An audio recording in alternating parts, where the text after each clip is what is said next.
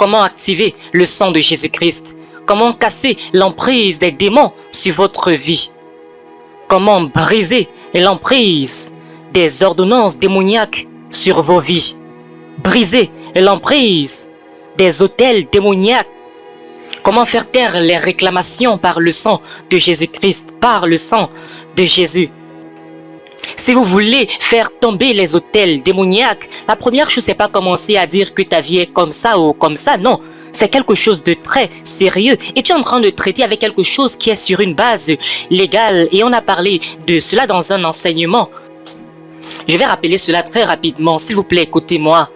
Je vais prendre un exemple. Supposez que je suis un bandit et que je viens voler dans votre maison. Est-ce que vous savez que quand je vais entendre le bruit de quelqu'un qui approche, je vais fuir? Pourquoi? Parce que je suis en train de voler, c'est illégal. Mais supposez que quelqu'un m'a menti, que votre maison c'était sa maison et qu'il pouvait me donner accès à cette maison et j'ai payé pour cela. Si je t'entends venir, est-ce que je vais fuir? Non. C'est une base, c'est sur une base légale. Donc, quand tu traites avec des légalités dans le domaine de l'esprit, il y a des règles pour pouvoir engager le combat spirituel. On ne chasse pas juste les esprits de façon arbitraire. Écoutez-moi, s'il vous plaît. Bien que nous aimons tellement chasser et lier, c'est la raison pour laquelle très souvent ça ne produit pas des résultats. Parce que quand les démons opèrent sur la base des autels, il y a des règles pour engager un combat spirituel. Même Jésus-Christ n'a pas chassé le péché hors de l'homme. Aussi puissant que Dieu est, il n'a pas chassé le péché hors de l'homme. Il devait venir sur la terre. Et cela parce qu'il y a une loi qui dit que sans effusion de sang, il n'y a pas de pardon de péché. Et Dieu lui-même, Jésus sur terre, ne pouvait pas enfreindre cette loi. J'espère qu'on écoute. Donc quand vous voulez commencer à chasser ou détruire les autels sataniques, l'instrument spirituel à utiliser, c'est le sang de Jésus-Christ. Et j'espère qu'on va comprendre ceci tous aujourd'hui. Écoutez juste. Vous savez, le sang de Jésus-Christ, c'est pas la couleur rouge, le fluide rouge. Enlève cela de ta pensée. C'est pas ça qu'on est en train de parler. C'est pas le liquide qui sort d'un homme, même comme il y a une expression physique à cela. Quand on parle du sang de Jésus-Christ, c'est la somme totale de la révélation derrière le fait que lui qui ne connaissait pas de péché, qui n'a point connu de péché, qu'un homme qui était juste a porté sur lui le péché de l'humanité. Et que à cause de cette loi spirituelle, il est mort d'une mort qu'il ne méritait pas. J'espère qu'on est ensemble. Et c'est sur cette base de cette mort qu'il ne méritait pas, eh bien, les hommes qui méritaient de mourir en lui peuvent trouver la liberté qu'il leur a donnée. Donc, chaque fois que tu invoques le sang de Jésus-Christ, ce qui se passe dans le domaine de l'esprit, c'est qu'on se souvient de ce que cet homme qui ne méritait pas la mort est mort. Il a porté le péché de l'humanité alors qu'il ne méritait pas cette mort. Donc ça veut dire que peu importe la base de l'accusation, à cause de la liberté que cet homme juste a portée, tu es libre. C'est ça le sang de Jésus-Christ. Tu dois comprendre ceci. La plupart des croyants appellent le sang de Jésus mais ne connaissent pas de quoi est-ce qu'il s'agit. Beaucoup pensent seulement au liquide rouge que l'on transfère à un patient quand il est malade. Tu n'auras jamais un miracle en pensant de cette façon-là. Le sang, c'est un instrument de miséricorde pour toi, mais également c'est un instrument de justice devant le jugement. Plusieurs croyants croient que le sang, c'est un instrument de jugement. Non, c'est un instrument de justice. Cela appelle un souvenir très important et Dieu étant le juge. C'est pas le diable qui est le juge, c'est Dieu, le juge de la terre. Donc chaque fois que le ministère du sang est invoqué, on se souvient de ce qu'un homme juste qui n'avait point connu de péché est devenu pécheur. Il a porté le péché de toute l'humanité. Toutes les accusations contre Jésus-Christ étaient fausses pour que toutes les accusations contre toi, à cause de Jésus-Christ, toi, tu es libre aujourd'hui. C'est ça la puissance du sang de Jésus. Satan a un nom en ce qui concerne la liberté des chrétiens. On l'appelle l'accusateur. L'accusateur des frères. En ce qui concerne la liberté, écoutez-moi, il n'est plus un voleur. Satan n'est pas toujours un voleur. Il change de nom en fonction des circonstances, ce qu'il veut accomplir. Quand on parle de la justice, tu dois partir au tribunal de Dieu. Le tribunal où le juge est présent. À ce moment, Dieu n'est pas juste le créateur, il est là en tant que juge, le juge de toute la terre. L'accusateur des frères vient. J'espère qu'on est en train d'écouter. Et il accuse les frères jour et nuit. Quelle est leur accusation? De quoi est-ce qu'ils les accusent? J'ai le droit d'opprimer cette famille. Pourquoi? Parce que le grand-père a fait appel à moi au travers des esprits et des médiums. Et il a dit fais prospérer. Il a dit fais prospérer nos champs. Et en retour, on va te donner toutes les femmes dans cette famille. Donc, j'ai maintenu l'agriculture. Ils ont prospéré en ce qui concerne leurs champs. J'ai respecté ma partie du contrat et maintenant une jeune femme simplement parce qu'elle est partie dans une église se dit que après 150 ans d'emprise je vais lâcher prise sur cette famille. Ça ne marche pas de cette façon-là. Écoutez-moi. Et maintenant si vous venez et vous dites je crois que tu dois partir, ça ne se passe pas comme ça parce qu'il agit sur une base légale. Il agit sur une base légale. Demandez aux avocats. Les décisions de justice ne sont pas sur la base des sentiments. On va te dire que selon l'article ceci, section telle, voici la peine que tel acte mérite. Je ne suis pas un avocat, je ne suis pas un juge, mais je sais que dans un tribunal, tu peux avoir la vérité. Mais si tu ne sais pas comment communiquer cette vérité, tu vas partir en prison. Donc, simplement avoir la vérité, c'est une chose, mais savoir comment communiquer cela, c'est une autre chose.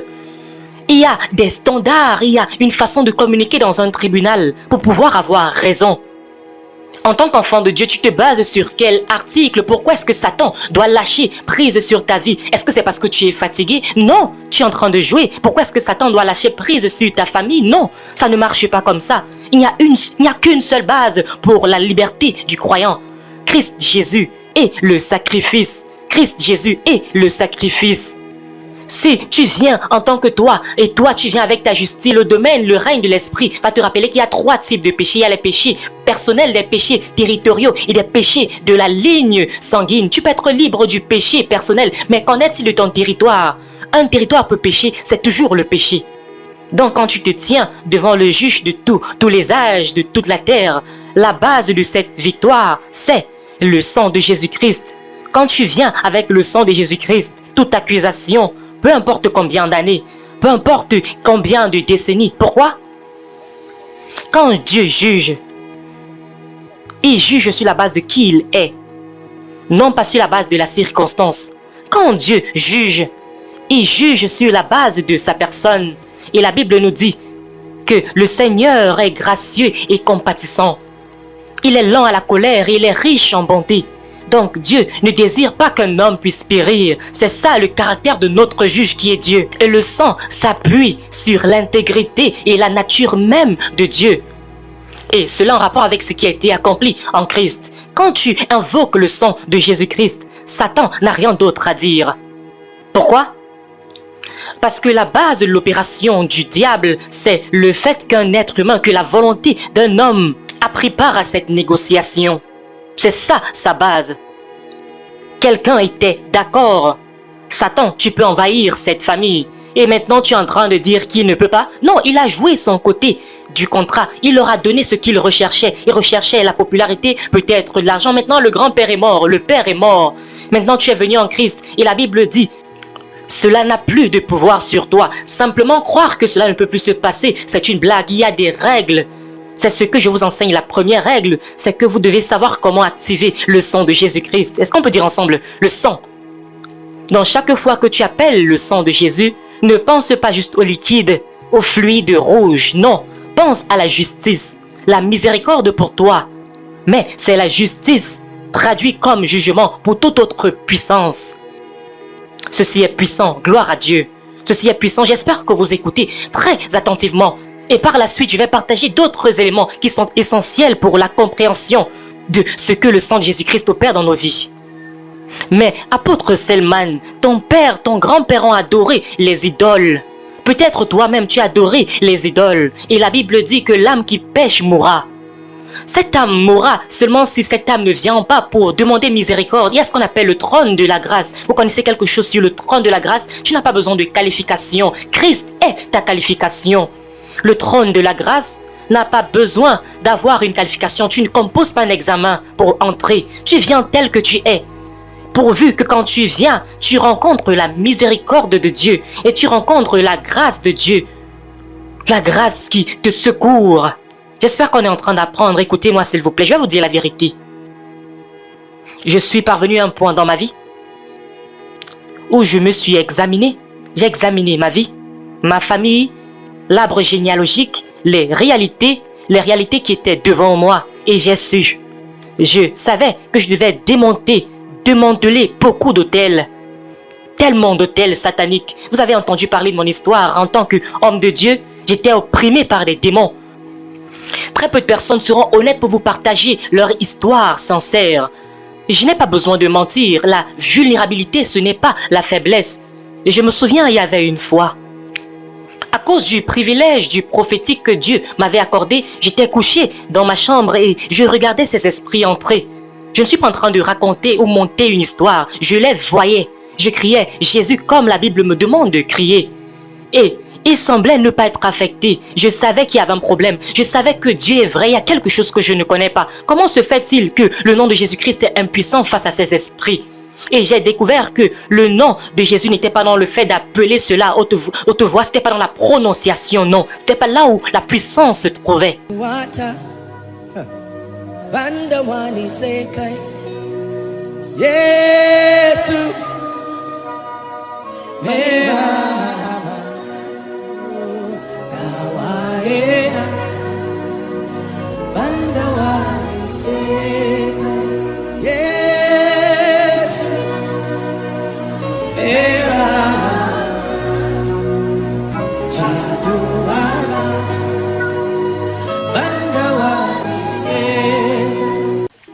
J'espère que vous apprenez ce soir. C'était un épisode vraiment difficile. Je me couchais sur mon lit et ces esprits venaient et m'oppressaient et pressaient mon cou. Je pouvais entendre des personnes parler, mais pour me lever, c'était vraiment dramatique. Je détestais les nuits parce que quand je me couche, ces esprits venaient. C'était parvenu à un point où je dormais au bord du lit, peu importe la taille du lit. Je me couchais au bord pour que je puisse me battre pour rouler et tomber au sol. C'est comme si j'étais en train d'étouffer dans la nuit. Quelle oppression à cause des autels sataniques. Ces autels sont réels. Croyez-moi, c'est vrai, c'est réel. Ces autels existent. Je connais des gens qui sont très forts, très en santé. Ils sont méticuleux en ce qui concerne leur santé. Mais à un certain âge, subitement, quelque chose commence à se manifester. Ils vont te dire, j'ai comme une certaine douleur quelque part dans mon corps. Et on te dit que tu as un cancer soudainement. Et on te dit que tu as une prostate. Et on te dit qu'il y a quelque chose de démoniaque. Tu te couches un jour ou bien tu es tenu un jour et tu tombes, tu t'écroules. Et tu prends de la banane tous les jours, tu prends des fruits tous les jours, on te dit que tu manques les vitamines, que tu as un problème au niveau de ton sang. Mais qu'est-ce que tu dois donc prendre? Il y a des personnes qui ont cessé de manger du riz il y a 10 ans, mais sont toujours malades. Ils ont arrêté de manger du manioc ou bien de prendre tel ou tel repas. Mais qu'est-ce qu'ils doivent maintenant prendre? Ils ne mangent pas de manioc, ils ne mangent pas d'œufs, ils ne mangent pas ceci, ils ne mangent pas ceci, ils ne boivent pas cela. Mais ils ont des problèmes de santé, que vous jeûnez ou pas. Ces esprits ont juré que vous allez mourir. Ce dont vous avez besoin, c'est le sang de Jésus-Christ. Le sang de Jésus-Christ. Tu peux dire, Père, je viens devant toi, non pas en mon propre nom.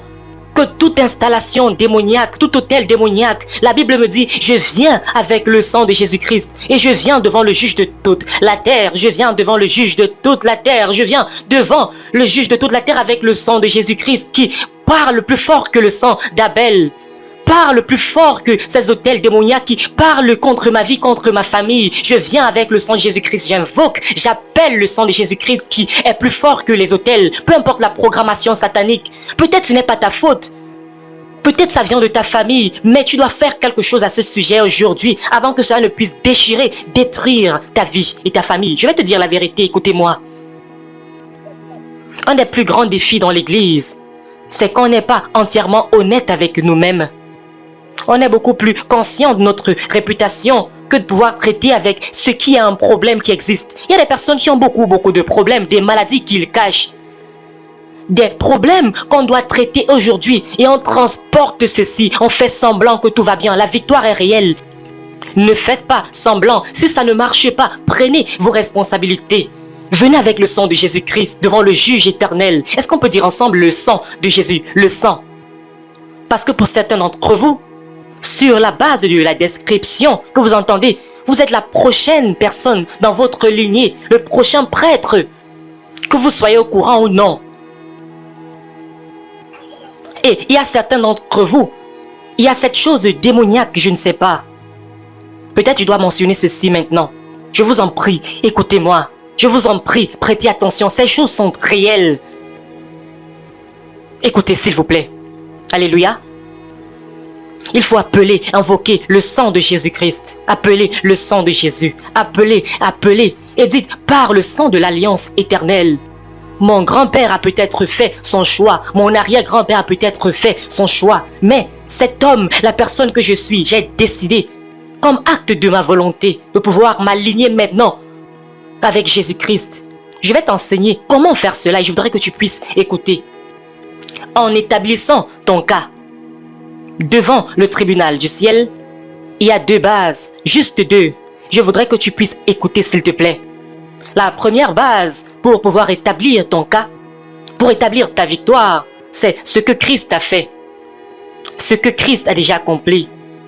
Le sang qui a été versé sur la croix, la victoire qui se trouve en Jésus-Christ, la souffrance, les souffrances de Jésus-Christ, sur la base du sacrifice de substitution de Christ. Si tu approches le domaine de l'esprit et tu veux avoir ta liberté et toi tu comptes sur tes jeûnes et sur tes prières personnelles et ce que toi tu as fait. Je ne dis pas que c'est mauvais sur la base de tes prières, sur la base de ce que tu pars dans une église. Sur toute autre base en dehors du sacrifice de Christ, c'est pas valide. Le parlement du ciel a été conçu pour pouvoir obéir seulement au sacrifice de Christ. Et quiconque doit devenir bénéficiaire, devient bénéficiaire sur la base de Jésus-Christ, au travers de Christ. Et la deuxième base, c'est la puissance de la volonté. Je vous enseigne maintenant la puissance de la volonté. Et cela devient une base sur laquelle tu peux te défendre devant Dieu. Et tu commences à dire, Seigneur, Dieu t'a donné la volonté à tout le monde, le droit de choisir. Et ce qui se passe aujourd'hui dans ma vie n'est pas un reflet de mes choix. Et Dieu est lié par son intégrité. Il te donne maintenant une opportunité de pouvoir faire tes propres choix. J'espère que vous comprenez ceci maintenant. Pour que les croyants puissent avoir l'intelligence spirituelle. Tu ne dis pas juste, Seigneur, je suis fatigué de cette situation. Tu es au ciel, tu regardes tout ceci. Est-ce que tu veux que le diable puisse me tuer? Non. Tu vas mourir. On appelle ça les lamentations. Ça n'entraîne pas à une victoire. Il y a deux bases, seulement deux bases. Voici comment approcher le tribunal. Le juge de toute la terre, Dieu est Père, mais également quand tu es en train de te défendre, tu veux ta liberté, tu approches ton Père qui est le juge. Et tu dois savoir comment parler le langage du tribunal céleste. La base de la victoire, premièrement, comme on l'a dit, c'est d'abord le sacrifice de substitution de Jésus-Christ. Le sang qui parle en ta faveur, le sang qui a annulé toute autre chose, qui te sort de toute situation. Seigneur, c'est vrai que je suis Yoruba. Seigneur, je suis vrai que je suis Haoussa. Seigneur, je suis vrai que je suis de telle nation. Mais depuis que je suis venu en Christ, je suis attaché maintenant à une nouvelle nation, à un nouveau royaume. C'est injuste que je puisse être victime des limitations qui viennent avec mes ascendants naturels, ma lignée naturelle. Ma première naissance, je n'avais pas un droit, un choix. Maintenant en Christ, je suis venu parce que j'ai choisi. La première naissance, tu as juste apparu. J'espère que vous comprenez ceci. Je suis en train de parler le langage de la justice, du tribunal céleste. Donc, ajouté au sacrifice de substitution de Jésus-Christ, la Bible dit, j'ai placé devant toi la vie et la mort, la bénédiction et la malédiction. Ces alliances ne me donnent pas une opportunité de choisir. Ces alliances sont en train de violer ma volonté. Donc, par conséquent, Dieu doit intervenir pour me donner une opportunité. Si j'utilise ma propre volonté et je choisis la destruction, alors cela devient ma part, ma portion. Mais jusque-là, tout le monde sur la terre reçoit une opportunité de pouvoir décider, même sur la base du temps et des circonstances. Le sang de Jésus, le sang de Jésus, le sang. Je ne suis plus intéressé en servant les idoles que mes pères ont servi. Je ne suis plus intéressé dans cette conversation qui s'est passée entre mon père et des esprits, entre telle personne de mon sang et des esprits démoniaques, parce que je suis aujourd'hui un enfant de Dieu et parce que Satan c'est un esprit très têtu. Il ne va pas dire qu'ok, d'accord, non, il ne va pas agir comme ça. C'est pas comme ça qu'il va agir. Donc par conséquent, le sang. On va poursuivre avec une partie très importante. Je suis en train de vous montrer comment faire pour démonter les autels démoniaques. Vous allez casser l'emprise des autels, des réclamations démoniaques en appelant, en invoquant le sang de Jésus-Christ. Et la base de cela, c'est le sacrifice de substitution de Jésus-Christ. Est-ce que vous êtes prêts pour la deuxième étape? Cette deuxième étape parle également de comment tu fais pour pouvoir rebâtir un autel de justice. Tu dois appeler ce qu'on appelle l'autel de sacrifice. Et je voudrais que vous puissiez écouter très attentivement. Je ne parle pas d'argent. Certaines personnes, quand vous entendez autel de sacrifice, vous entendez juste argent. Non, c'est pas ça que je suis en train de parler ici. Le sacrifice que je parle ici, c'est pas l'argent. En ce qui concerne ta destinée, c'est beaucoup plus sérieux que le naira, c'est beaucoup plus sérieux que ta monnaie. J'espère qu'on écoute. Est-ce que j'ai parlé de la repentance? Oui. Une partie de pouvoir briser les forteresses démoniaques, c'est de pouvoir se repentir. Tu te répands en ton nom, mais également au nom de ceux qui sont connectés à toi. Sans la repentance, le sang ne peut pas parler. J'espère que vous le savez. Le sang ne parle pas indéfiniment. Le sang ne parle pas de façon arbitraire. Le sang est sponsorisé par un cœur brisé. C'est activé. L'activation, la puissance contenue dans le sang de Jésus-Christ, c'est un cœur qui est contrit et brisé. Seigneur, j'admets que mon grand-père a fait ceci. Il a enterré 30 vierges. Il a enterré 20 enfants. J'admets le fait qu'il a fait ceci, mais au nom de Jésus-Christ, la Bible dit, si nous disons que nous n'avons pas de péché, nous nous trompons nous-mêmes et la vérité n'est pas en nous. Seigneur, je viens et je me répands comme quelqu'un qui a obtenu la miséricorde en Jésus-Christ. Et sur cette base-là, toute l'œuvre accomplie de Christ parle maintenant en ma faveur contre tout ce qui a été accompli par mes pères. Deuxièmement, l'alliance du sacrifice. Il faut qu'on traite de cela parce que je voudrais qu'on puisse prier par la suite. Vous savez, l'alliance du sacrifice, c'est quelque chose de très sérieux. Une alliance très sérieuse. C'est pas quelque chose qui est fait une fois pour toutes. L'alliance du sacrifice, c'est l'autre partie pour cette équation. Dans cette équation, pour bâtir des autels que la plupart des croyants ne sont pas intéressés à faire. L'alliance de sacrifice, c'est pas quelque chose qui est fait une fois pour toutes. Écoutez-moi s'il vous plaît. C'est pas un sacrifice accompli une fois pour toutes. Non, c'est un sacrifice qui doit être initié, activé et maintenu de façon régulière si tu veux œuvrer dans la réalité de la victoire. Maintenant, premièrement, le premier objet que tu vas sacrifier, si tu veux pouvoir rebâtir un autel de justice qui parle de façon perpétuelle pour toi, c'est d'abord ta vie que tu dois sacrifier. Romains 12 au verset 1. Tu veux rebâtir un autel de justice? Le premier sacrifice que cela demande, c'est d'abord toi. Abandon total.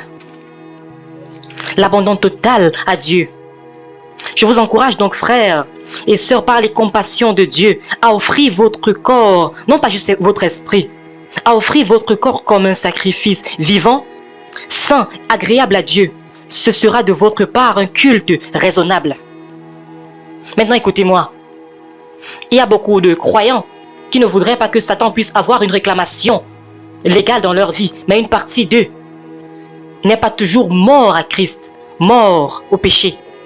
Car aussi longtemps qu'il y a une partie de toi qui n'est pas intéressée par les choses de Dieu, Satan a toujours une emprise sur ta vie. La Bible dit, Satan vient à moi, mais il n'a rien en moi.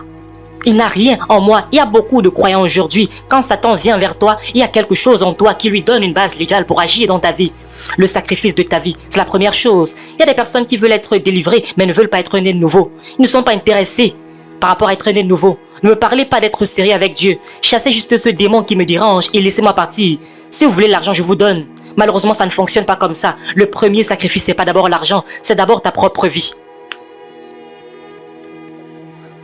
Une vie engagée, dévouée à connaître Jésus-Christ, à l'aimer, vivre pour lui tous les jours de ta vie. Si tu n'es pas préparé à faire cela, écoutez-moi, combien d'entre vous connaissez que chaque autel est maintenu par une prêtrise, par un sacerdoce. Le sacerdoce, c'est le système spirituel qui maintient les autels. J'espère qu'on est ensemble.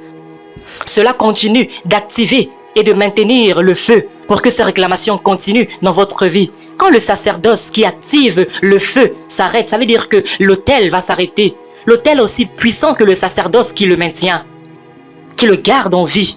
Et pour beaucoup de personnes, elles ne savent pas que tous les autels qui parlent contre vous à des hommes et des systèmes qui se sont sacrifiés, qui ont sacrifié de leur vie. Et je prie que vous puissiez croire en ceci. Il y a des gens qui ne font pas d'autre chose, sauf que maintenir un autel. Et il y a des demandes strictes. Certaines de ces personnes, à cause du genre d'autel qu'ils sont en train d'activer et de maintenir, il y a des fois, ils ne voient même pas le soleil pendant une semaine. Peu importe la période, ces hommes sont comme morts physiquement. Mais on te dit c'est le prêtre qui est en charge de cet autel, pour maintenir cet autel. La loi du sacrifice est une condition qui est non négociable. Toute ta vie, tu dois sacrifier toute ta vie. Seigneur, je t'offre ma vie. Puisque je ne vais pas servir Satan, je vais te servir entièrement. Puisque je ne vais pas servir Satan, Je vais te suivre entièrement, pleinement. Ça ne veut pas dire que je ne vais pas servir Satan et je suis encore en train de réfléchir si je vais te servir. Non, ça veut dire que tu es en train de servir Satan. Tu ne peux pas servir Dieu et le diable en même temps.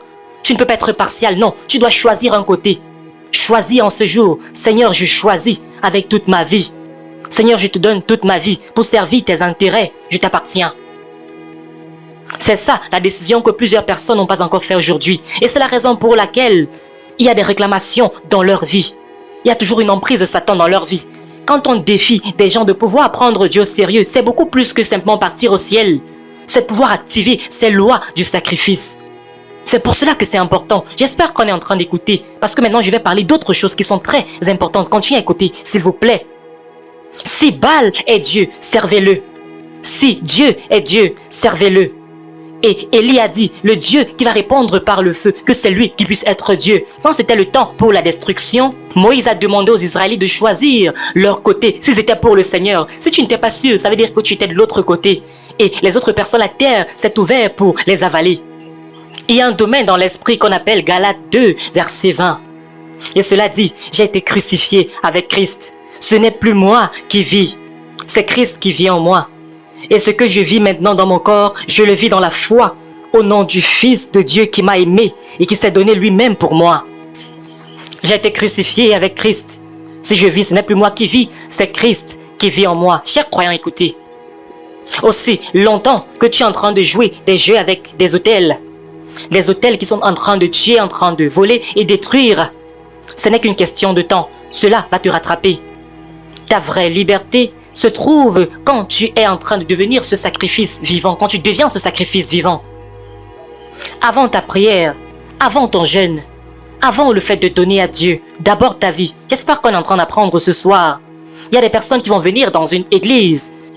Même si on parle d'enlèvement, ils ne vont jamais être nés de nouveau. Ils vont même être touchés et voir les autres pleurer. Mais quand on fait un appel pour recevoir Jésus-Christ, ils ne vont pas se lever. Je ne vous condamne pas, mais écoutez-moi, je vous dis la vérité. Vous donnez l'autorisation à ces autels de détruire vos vies. Et maintenant que je puisse vous dire, comment est-ce que Dieu délivre des familles? Ceci est très profond, ça me fait tellement mal dans mon cœur. Dieu va nous accorder la grâce et on va encore voir ce sujet, s'il vous plaît. Toutes les fois où Dieu veut pouvoir entrer dans une famille, il n'appelle pas tout le monde. Il attend que la première personne qui montre l'intérêt en lui, j'espère que vous comprenez ceci, la première personne qui montre l'intérêt, quand Dieu veut délivrer une famille, il allume un buisson ardent et il va attendre pendant 5 ans, pendant 10 ans. Et pendant que les personnes sont en train de grandir et mourir, et un jour, quelqu'un va se tourner et regarder ce buisson ardent. Je vais te montrer comment est-ce que ça fonctionne. Cette première personne qui s'est tournée, Dieu va dire, s'il te plaît, viens. Je voulais visiter cette famille depuis très longtemps, mais je ne pouvais pas te forcer. J'ai créé le feu, le buisson ardent, les rêves que tu avais, les visions que tu avais, les paroles prophétiques que tu recevais dans le bus pendant que tu étais en train de t'être transporté. Tout cela, c'était des signes venant de moi. Maintenant, écoutez. Écoutez-moi, s'il vous plaît. Tout ce dont Dieu a besoin dans toute famille, c'est une personne, un représentant. Une famille peut avoir plusieurs représentants et c'est bien quand c'est plusieurs personnes, mais déjà une personne dans une famille d'idolâtres, il y a peut-être une jeune femme qui est faible, qui est venue juste pour un culte dans cette église, qui a été convertie. Et Dieu dit, peu importe ton genre, est-ce que tu peux me donner une opportunité? Et je vais travailler avec toi. Je vais utiliser ta destinée comme un projet. Il y a des choses qu'on doit purifier dans ta famille. Il y a des choses sur lesquelles on doit œuvrer. Sinon, tes enfants et tes petits-enfants vont souffrir de certaines choses parce qu'il y a une voix qui parle contre vous. Il y a des réclamations contre votre famille. Alléluia. Et finalement, après beaucoup de convictions, vous allez voir cette jeune femme qui finalement, ou bien ce jeune homme, ou bien un vieillard, parce que personne n'était disponible dans sa famille, ou bien un jeune adolescent, parce que tous les jeunes sont en train de rechercher l'argent. Mais peu importe le cas, Dieu cherche une seule personne, un homme et une femme. Et à partir de cette personne-là, il commence à dire, Moïse, tu vas être un délivreur. Il t'appelle Moïse, il dit, je vais t'envoyer vers Pharaon, mais je ne peux pas encore t'envoyer maintenant parce que tu n'es pas équipé. Ta destinée, c'est de pouvoir préparer une exode, mais toutes les formations par lesquelles je te fais passer, ce n'est pas d'abord pour toi-même. Je suis en train de parler à quelqu'un maintenant. Pendant 5 ans, tu as traversé une école, l'école des esprits, mais c'est la formation de ce libérateur-là. Parce qu'il n'y a pas beaucoup de personnes dans ta famille qui ont la volonté de donner une opportunité à Dieu. Et maintenant que Dieu t'a trouvé, Il ne veut pas te laisser partir. Il insiste sur toi. Parce qu'il veut t'utiliser pour libérer ta famille. Et il te fait passer par une certaine formation qui souvent prend du temps et qui souvent te fait souffrir. Et tu te dis, mais pourquoi est-ce que je traverse cette situation? Non, c'est parce que Dieu sait ce qu'il est en train de préparer pour ta famille. Il insiste sur toi. Il insiste sur toi. Il insiste sur toi et sur ta personne. Il insiste. Il voudrait que tu puisses être prêt. Il veut que tu puisses porter cette onction. Il veut t'équiper. Il veut bâtir en toi cette capacité. Il voudrait que tu puisses donner le sacrifice de ta vie. Le sacrifice de ta vie. Il bâtit en toi cette capacité. Il bâtit en toi cette formation. Il t'équipe avec les outils. Parce que tu vas être utilisé, tu vas confronter les hôtels, tu vas confronter les hôtels qui sont beaucoup plus vieux que toi, qui ont beaucoup plus d'années même que ton grand-père, qui sont plus vieux que tes parents. Et la question c'est, qui a la volonté de donner une opportunité à Dieu avec ta famille? Donne une opportunité avec ta vie. Donne ta vie comme sacrifice. Dis à Dieu comme Ésaïe, me voici, envoie-moi, fais de moi ce libérateur. Forme-moi, que mon père, que ma mère ne meurent pas. Forme-moi, que mon père ne soit pas détruit. Forme-moi, que mes petits frères, que mes petites sœurs, peut-être ne sont pas spirituellement élevés que moi, mais moi, je suis disponible. Je suis disponible pour que tu puisses libérer ma famille. J'espère que vous suivez. J'espère que vous êtes avec moi. Parce que Dieu veut t'utiliser. Je suis en train de parler à quelqu'un. Est-ce que tu es disponible? Est-ce que tu es disponible? Cette pauvreté qui règne sur cette famille, Seigneur, je suis disponible. Cette malédiction, Seigneur, je suis disponible. Seigneur, le fait que les femmes ne restent pas dans leur foyer, le fait que les maris ne restent pas mariés avec leurs femmes fidèles, cette mort subite dans ma famille, ces maladies mystérieuses. Seigneur, quand on ne trouve pas de boulot dans nos familles, Seigneur, peu importe la situation dans ma famille, je suis disponible. Je suis disponible. Mon intention, c'est que tout le monde dans ma famille puisse être sauvé et utilisé par toi. Mais Seigneur, tu peux commencer avec moi. Tu peux commencer avec moi. Avec une personne, roi de gloire, tu peux commencer avec moi. Tu peux me bâtir, tu peux me façonner. Tu peux m'équiper. Seigneur, peu importe le feu par lequel je vais passer, peu importe la fournaise de l'affliction. Seigneur, façonne-moi. Façonne-moi comme le potier. Façonne l'argile. Bâtis-moi pour que je puisse devenir ce libérateur, ce Moïse-là. Fais-moi passer. Peu importe la situation. Vous avez écouté mon histoire. Il y avait une de ces nuits-là. J'étais en train de prier, j'étais en train de jeûner, j'étais en train de crier à Dieu. Et puis, subitement, mon plafond a disparu. Et j'ai vu cette créature géante, avec des yeux comme ayant la taille de la tête d'un être humain. Des yeux rouges, comme un dinosaure, avec une queue. Et il me regardait. Il m'a parlé. Il m'a parlé, il m'a dit, donc tu vas mener le peuple de Dieu dans l'abondance. Et j'ai dit, donc c'est ça l'esprit. Je savais que le manque de productivité conduit à la pauvreté, mais ne faites pas d'erreur à ce niveau. Il y a des esprits également, il y a des programmations qui renforcent la pauvreté. Il y a des personnes qui ont le bateau, qui ont le filet, qui ont la capacité de pêcher, mais n'attrapent jamais aucun poisson. Leur problème, c'est pas la paresse. Quand j'ai vu cela, j'ai su que voilà l'esprit. Je ne vais jamais servir l'évangile en mendiant le pain. Je ne vais jamais susciter un peuple qui supplie son pain, mais j'ai confronté cet esprit. Je l'ai vu et il m'a vu. Gloire à Dieu. Tous les diables connaissent à quoi la victoire ressemble.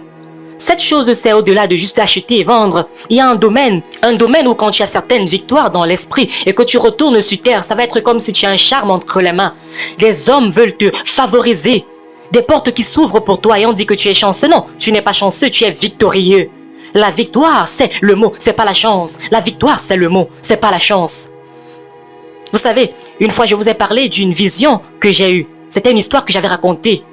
Une fois j'ai eu cette vision et j'étais en train de donner du pain à des personnes. Il y avait derrière moi une machine. C'est une vision que j'avais eue.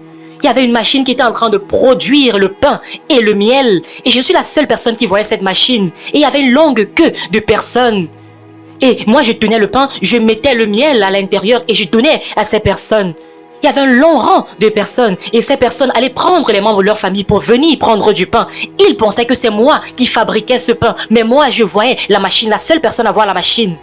La machine fabriquait le pain et c'est moi. Mon travail, mon rôle était juste de pouvoir servir le pain.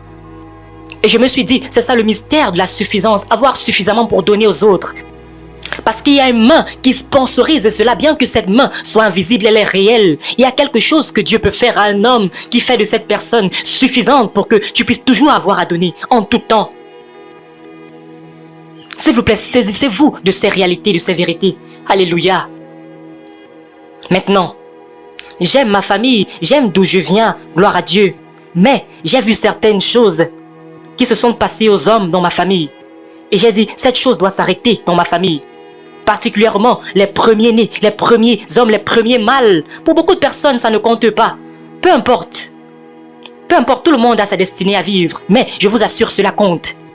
Vous savez, je vais vous dire comment Satan opère. Il ne frappe pas en tout temps, particulièrement quand il voit l'orgueil. Quand il voit l'orgueil, il permet à ce que cela puisse grandir et tu crois que tu es libre parce qu'il n'est pas encore venu. Il peut être patient pendant 10 ans. Il permet à ce que ton orgueil puisse s'enflammer et tu appelles ça la victoire et un jour il te frappe. Et à ce moment, tu te rends compte que ce n'était qu'une question de temps. C'est ce qui se passe à plusieurs personnes. Plusieurs personnes croient que parce que le diable n'est pas venu depuis plusieurs années, ils sont libres. Beaucoup de personnes ont fait du bruit pendant 20 ans. Certaines personnes après 30 ans, après 35 ans dans le ministère. Et un jour, quand ils pensaient qu'ils devaient se reposer, l'autel a parlé contre eux et il est venu. J'espère que vous suivez. On ne doit pas jouer avec ce genre de choses. C'est mieux de vérifier que ce que tu appelles la liberté, c'est la vraie liberté. Il ne faudrait pas que tu célèbres la superficialité dans l'ignorance. Parce que le diable est silencieux ne veut pas dire que tu es libre. Je ne glorifie pas le diable. Je suis en train de te dire la vérité. La domination ne peut pas se passer si tu ne comprends pas les autels. Que ce soit Satan que tu veux servir ou bien Dieu, il doit avoir des autels. Il y a des alliances avec Dieu par les miséricordes de Dieu qui gouvernent ce ministère que vous voyez. Il y a des autels qui parlent en faveur de ce ministère. Il y a des choses que Dieu a dit de faire, que si c'est fait, ce ministère ne va jamais tomber. Il y a des choses dans la Bible qu'on apprend généralement, mais il y a des choses, des instructions personnalisées. Une d'entre elles, si vous permettez aux hommes de me voir, il n'y a rien que je ne vais pas vous donner. Si vous pouvez vous cacher derrière la croix et laisser cette poursuite de la popularité, tu veux qu'on t'appelle homme de Dieu, fuis toute cette déception. J'ai dit que Seigneur, je te donne ma vie. On va te voir dans mon ministère. You to be lifted high. All I want is for you to be glorified, for you to be lifted. All I want, you know, someone. Vous savez, quelqu'un m'a dit quelque chose. Je suis en train de juste faire une blague avec mes amis. Il m'a dit, il a regardé tous nos ministères de réveil. Et on fait un programme comme Koinonia. Il n'y a pas d'introduction spéciale à l'apôtre Joshua Selman que je suis. J'ai dit, il n'y a pas de problème avec les introductions. Quand je vais prêcher ailleurs, on m'introduit. Mais je n'ai pas le temps pour cela ici. C'est pas qu'il y a un problème avec ça, mais je n'ai pas le temps pour ça. Quand c'est le temps de prêcher, j'attends impatiemment. Quand je prêche, si c'est que c'est le temps de prêcher, je viens, je prends le micro, je prêche. J'ai pas besoin d'introduction. Peut-être cela ne s'applique pas à tout le monde, mais je vous dis ceci. Une des clés quand on rebâtit les hôtels, je suis sur le point de dire quelque chose de très, très important. Il y a des vérités que vous allez trouver dans la parole de Dieu. Mais quand vous voulez rebâtir un hôtel personnel, Dieu va demander à ce que tu puisses avoir des alliances spécifiques venant de toi, qui ne sont pas générales. Si cela ne se passe pas avec toi, tu es en train de parler à un esprit familier, pas le Dieu de la Bible. Si c'est le Dieu de la Bible, j'espère qu'on est ensemble. Quand tu es en train de rebâtir un hôtel, il y a des secrets et des mystères qui sont uniques pour toi qu'il va te donner. Et peut-être les autres ne vont pas comprendre. C'est la raison pour laquelle on n'enseigne pas cela comme doctrine. Si vous enseignez cela comme doctrine, vous allez créer la confusion et vous allez emmener d'autres personnes dans une mauvaise direction. Ça peut te bénir mais détruire une autre personne. Et dépendamment de la gravité de ton devoir, l'instruction peut être très stricte, même affectant ta propre vie. Vous savez, il y a des fois, à cause de la nature du manteau que tu portes, Dieu va te dire, mon conseil pour toi, tu ne peux pas avoir plus de 3 enfants. C'est juste un exemple, mais c'est le genre de conditions que Dieu peut te donner, si tu voudrais pouvoir avoir une certaine grâce.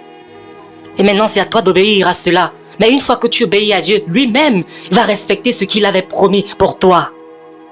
Maintenant, tu ne peux pas dire aux gens, il ne faut pas avoir plus de 3 enfants, non. Ce n'est pas biblique, mais Dieu te donne ça de façon personnelle. Pour certaines personnes, Dieu peut te donner une instruction et dire qu'à cause de ce que je te demande, tu ne peux pas avoir des milliers de maisons dans la nation, non.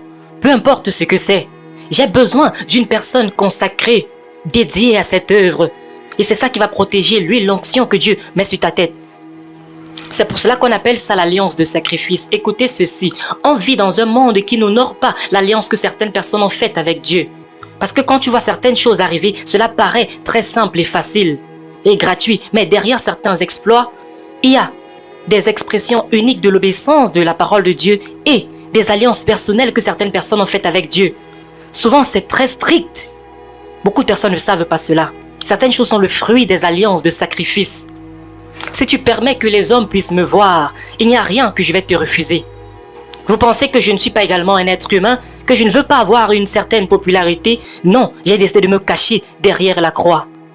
Tu peux choisir d'obéir ou pas. Tu peux décider de prendre ta propre décision et récolter les conséquences. Ou bien tu te caches derrière la croix et tu permets au feu de continuer à brûler. J'espère que vous apprenez. Donc j'espère que vous écoutez attentivement. Donc le premier point qu'on a mentionné, c'est ta vie. La deuxième façon de pouvoir activer l'alliance de sacrifice, je vous montre les façons d'activer l'alliance de sacrifice. Premièrement, tu offres ta vie à Dieu, selon Romains 12, verset 1, au travers de la prière. La deuxième façon de pouvoir activer l'alliance de sacrifice, Lévitique 6, 12, pour démonter les autels démoniaques et pour pouvoir maintenir les alliances divines, c'est de pouvoir engager l'alliance de sacrifice comme un style de vie. Pourquoi le ministère de la prière? Parce que la prière te donne la plateforme pour pouvoir verbaliser ta volonté et verbaliser également tes intérêts. Lévitique 6, versets 12 à 13. 12 et 13. Le feu brûlera sur l'autel et il ne s'éteindra pas. Chaque matin, le prêtre y allumera du bois, arrangera l'holocauste et brûlera la graisse des sacrifices de communion. Le feu brûlera constamment sur l'autel, il ne s'éteindra pas. C'est ça l'alliance de sacrifice. Il y a 3 entités que l'on mentionne dans ce passage. Premièrement, l'autel. Deuxièmement, la prêtrise ou le sacerdoce. Et troisièmement, le feu. Donc, la Bible dit que le prêtre va mettre le bois chaque matin. Pas chaque week-end, chaque matin. Si tu voudrais que l'autel continue à avoir de son feu pour parler les bénédictions de ta faveur, il faudrait que ta prière ne soit pas une réponse à la tragédie. Tu pries non pas comme une réponse à la calamité. Tu pries comme un style de vie. Non pas gouverné par la peur, c'est la façon, le mode d'opératoire du royaume. Donc chaque matin, tu es en train de signer ce registre spirituel. Je suis un prêtre qui maintient cet autel, l'autel qui parle en ma faveur, qui parle bénédiction pour ma vie, pour ma famille, l'autel qui parle pour ma paix, l'autel qui parle pour les portes ouvertes, l'autel qui fait ceci, l'autel qui fait cela. Cela est activé par l'autel de sacrifice. Comme chaque être humain, je vous assure, il y a des fois où je me réveille, je suis très fatigué, je n'ai pas d'idée.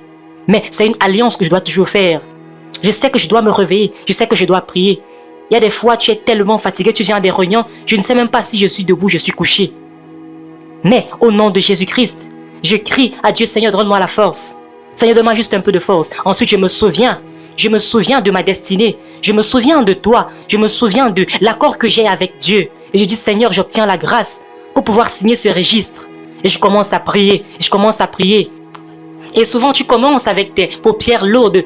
Mais très bientôt, ce que tu vois est plus grand que ce que tu ressens. Que je te dise ceci, n'arrête jamais de prier parce que tu ressens l'envie de dormir. Il faut dormir, mais n'arrête pas la prière parce que tu ressens l'envie de dormir. Il y a une certaine force qui va venir quand tu vas commencer à prier. Satan connaît nos limitations physiques, donc il va te dire que tu es humain. Et ne méprenez pas mes propos. Je dors normalement comme tout le monde. Il y a une fois, je me souviens, j'étais en train de m'agenouiller pour prier, mais j'étais tellement fatigué que j'ai commencé à dormir. Et ce n'était pas une vision, rien de tout cela. Ce n'était rien de tout cela. Je me suis rendu compte que j'ai dormi un sommeil profond étant à genoux. Je me suis réveillé et j'ai dit, Seigneur, je ne suis pas parfait. En fait, même Jésus-Christ a dormi quand il partait. Il partait organiser une croisade. Il a dormi dans le bateau. Donc, honnêtement, je dors comme tout le monde. Il y a des fois où tu vas dormir parce que tu es extrêmement fatigué. Mais, quand il faut prier, on prie. Et même quand on se sent souvent fatigué, on doit prier. On plaide juste pour la miséricorde et la grâce de Dieu pour intervenir dans notre vie. Seigneur, s'il te plaît, je veux ta miséricorde, je veux ta grâce. Mais tu dois prier, bien-aimé. La plupart d'entre vous, vous n'avez pas encore vu la prière comme une alliance, comme une prêtrise, comme un sacerdoce. Donc quand les choses vont bien, vous ne priez pas. Jusqu'à ce qu'il y a la tragédie, vous courez au lieu de la prière. Ce genre de vie de prière épileptique ne peut pas produire la domination. Quand tu demandes aux gens de prier pour toi, c'est pas mauvais. Mais je vais te dire la vérité. Tout le monde doit quitter cet endroit en sachant qu'on ne peut pas bâtir un hôtel en mettant des cailloux en bas. Non, on bâtit un hôtel, on maintient l'hôtel en mettant du bois. Tous les matins, tu te lèves, Seigneur, merci pour cette journée. Au nom de Jésus-Christ, et tu pries en langue. Voici le jour que l'Éternel a fait. Et tu commences à proclamer les bontés de l'Éternel dans cette journée. Tu commences à prophétiser dans la journée de ton mari, de ton épouse, de tes enfants. Il y a des non-croyants également pour lesquels vous devez prier. Vous devez prier, prier et prier. Priez, vous tenir comme un prêtre pour prier. J'espère que vous comprenez cela. Je vais vous dire ceci, écoutez. Une des raisons pour lesquelles le diable arrête certaines personnes pour venir à l'église, c'est parce qu'il sait qu'il y a certaines batailles dans l'esprit que vous ne pouvez pas lutter seul. Vous aurez besoin d'une grâce élevée, une grâce supérieure et également l'onction de la communauté dont vous pouvez réussir seul.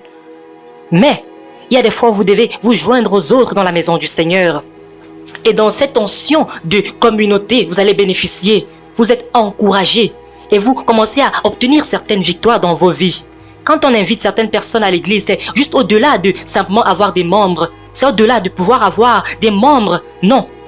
On veut se tenir comme une arche, comme l'arche de Noé. Que quelqu'un puisse dire « je vais prier ». Est-ce qu'on peut le dire ensemble « je vais prier » Et c'est la raison pour laquelle Satan insiste sur le manque de prière. Il ne veut pas que tu puisses prier. Ne dis pas que je ne suis pas le genre de personne qui aime prier. Personne n'est né comme ça. C'est toi qui dois devenir comme ça quand tu comprends cette révélation. Sinon tu auras des réclamations des autels. Commence à prier à partir de ce soir. Commence à prier en langue. Remercie Dieu pour la technologie parce que tu as une montre, une alarme qui peut te réveiller. Ne dis pas que le Saint-Esprit va te réveiller. Tu n'as pas encore ce genre de maturité. Et même s'il te réveille, ton manque de discipline ne va pas te permettre de pouvoir te réveiller. Ne tente pas Dieu. Allume ton alarme. Commence à prier en langue. Prie en langue, prie en langue, prie en langue. Même si c'est que tu as des difficultés, même si tu as envie de dormir, commence à marcher. Commence à marcher. Commence à prier. Prie en langue. Et c'est comme ça que tu commences la journée au nom de Jésus-Christ. Tu commences à établir tes affaires, tu commences à établir la paix, la prospérité sur ta famille. Commence à déclarer des choses, commence à prophétiser dans ta vie, attire des aides destinées, commence à proclamer des choses que tu veux voir dans ta journée. Aucune divination contre moi ne va marcher dans cette journée au nom de Jésus-Christ. C'est à la liberté que Jésus-Christ m'a appelé au nom de Jésus-Christ. Je déclare que je ne rentre pas, que je vais prospérer, je ne mourrai pas, je vivrai. Aucune flèche enflammée envoyée contre moi ne va réussir. Aucune peste contre moi ne va réussir. Je vais rester en santé, je vais être en vie en cette journée. Je suis comme un jardin bien arrosé. La main de Dieu est sur ma vie en cette journée. La sagesse pour cette journée est à l'œuvre dans ma vie. Tu es prêtre en train de mettre le feu sur l'autel. Et quand tu arrives au lieu de travail, tu te rends compte que d'une façon extraordinaire, Dieu t'aide et te bénit. Tu frustres les plans de Satan quand tu crées une telle vie. Tu frustres ses plans. L'alliance de sacrifice est activée quand tu sacrifies ta propre vie entièrement et que tu aimes le Seigneur et tu le sers. Deuxièmement, l'alliance de sacrifice, c'est quand tu t'engages à prier comme un style de vie.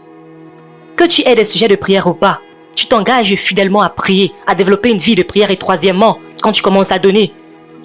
La troisième façon d'activer l'alliance de sacrifice, c'est en donnant. Et donner, c'est en trois formes également. Premièrement, ton temps au service de Dieu, ton énergie pour servir Dieu. Également tes ressources pour servir Dieu. Et malheureusement, les pasteurs mettent beaucoup de l'emphase sur la partie ressources, je ne sais pas pourquoi. Mais, beaucoup plus que seulement l'argent. Tu dois d'abord donner ton temps. Donner ton énergie. Tu dois pouvoir disponibiliser ton temps et ton énergie pour pouvoir donner ton temps, ton énergie. Pour pouvoir activer cet autel. Ton énergie à ce service pour servir Dieu et finalement tes ressources pour servir Dieu. Alléluia. Et malgré le fait qu'il y a beaucoup de conférences, également il y a des personnes qui veulent des ministères personnels. Je dois quand même vous rendre ministère en tant qu'homme de Dieu sur cette église. Et quand je finis, même si je suis fatigué, toute ma vie lui appartient. Mon temps, mon énergie, mes ressources lui appartiennent. Je ne compartimente pas ma vie, il n'y a pas d'aspect de ma vie qui appartient à Dieu et l'autre qui m'appartient. Non, tout lui appartient. Donc quand le diable vient dans ma vie, il se retrouve que je suis la propriété de Dieu complètement. La partie de toi qui n'appartient pas à Dieu, c'est la partie que le diable va attaquer. Alléluia. Est-ce qu'on est ensemble? Est-ce qu'on peut dire ensemble le fait de donner? Josué 24, verset 15. Et cela dit, « Mais si vous ne trouvez pas bon de servir l'Éternel, choisissez aujourd'hui qui vous allez servir, qui vous voulez servir, soit les dieux que vos ancêtres servaient de l'autre côté de l'Euphrate, soit les dieux des Amoréens dans le pays desquels vous habitez. Et la dernière phrase dit ceci, on va le dire avec beaucoup de ferveur. Quant à ma famille et moi, nous servirons l'Éternel. On le dit encore, quant à ma famille et moi, nous servirons l'Éternel. Moi et ma famille veut dire moi et mes affaires. Moi et ma famille veut dire moi et mon entreprise. Moi et ma famille veut dire moi et tout ce qui m'appartient, moi et ma vision, mon ministère. Moi et ma maison veut dire moi et tout ce que je possède, tout ce que j'ai, tout ce qui est sous ma responsabilité doit servir mon Dieu. Est-ce qu'on est ensemble? Tu ne peux pas servir Dieu et ton affaire sert les idoles. Non, tu ne peux pas servir Dieu. Même si tes enfants ne sont pas encore sauvés, cela doit devenir ton sujet de prière. Seigneur, dans leur vie, ici sur terre, ils vont être sauvés. Seigneur, je te supplie, tu commences à prier. Donc, comme on l'a dit, on rebâtit les autels et on détruit les anciennes autels. Premièrement, tu enlèves l'emprise des autels sataniques. Premièrement, quand tu engages le sang de Jésus-Christ au travers de la repentance et tu commences à activer le sang de Jésus-Christ. Deuxièmement, on active l'alliance du sacrifice. Premièrement, le sacrifice de notre vie. On se donne entièrement à Dieu. Deuxièmement, le sacrifice dans la prière. On décide de vivre une vie de prière et j'espère que vous savez que la prière, c'est à la lumière des Écritures. Ta vie de prière est aussi riche que ta connaissance de la parole de Dieu. Si ta connaissance de la parole de Dieu est pauvre, ça veut dire que ta vie de prière va être pauvre. Donc je ne suis pas en train de dire que tu pries et tu ne pries pas en conformité avec la parole de Dieu. Non, ce qui fortifie ta vie de prière, c'est ta compréhension des Écritures et ta connaissance de la parole de Dieu. Et troisièmement, le don. Premièrement, tu donnes de ton temps. Ensuite, tu donnes ton énergie et tu donnes tes ressources. Au nom de Jésus-Christ, je vous assure ceci. J'ai fait une alliance avec Dieu. Une alliance qu'il n'y a rien que j'ai aujourd'hui, particulièrement les ressources qui n'appartiennent pas à Dieu. J'ai fait une alliance avec lui.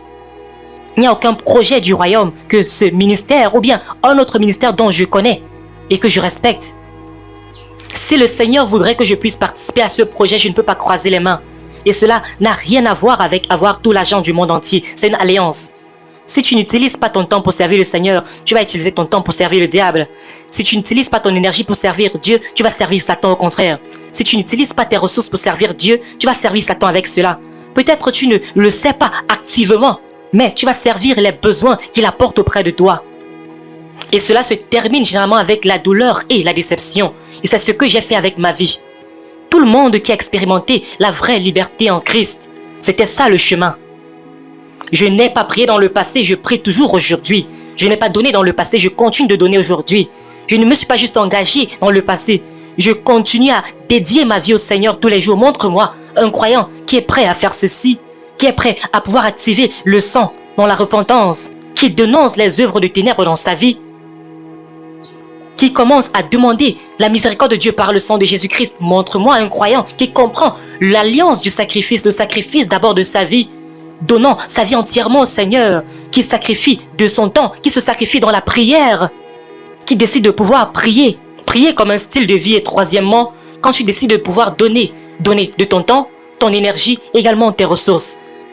Je vous garantis, toute personne qui applique cela va mettre une fin au règne des ténèbres dans sa vie, comme ce jardinier qui ne va pas donner une opportunité à l'ivraie de pousser dans son champ, parce que dans cette vie, on n'a pas le droit légal de pouvoir lier les démons dans un même endroit de façon indéfinie. Non, ils ont un droit légal de pouvoir opérer sur la terre et cela vient de ce qu'il y a des personnes qui leur donnent l'opportunité. Des personnes vivantes qui utilisent de leur volonté pour donner l'opportunité au diable d'agir dans leur vie. Ils font des alliances avec le diable. Satan ne doit pas être un occupant de façon légale, mais à cause de ce qu'il y a une personne créée à l'image de Dieu qui a donné de sa volonté, le diable continue à œuvrer dans la vie de cette personne et œuvrer sur la terre. Et ton devoir, ton but sur la terre, c'est non pas de pouvoir les lier indéfiniment dans un endroit, tu n'as pas encore cette possibilité, mais ton devoir, c'est de pouvoir purifier ton environnement spirituel pour les chasser, pour qu'ils ne puissent pas influencer dans ta vie. Ton but, c'est qu'ils ne puissent pas empêcher ta victoire et pouvoir servir Dieu.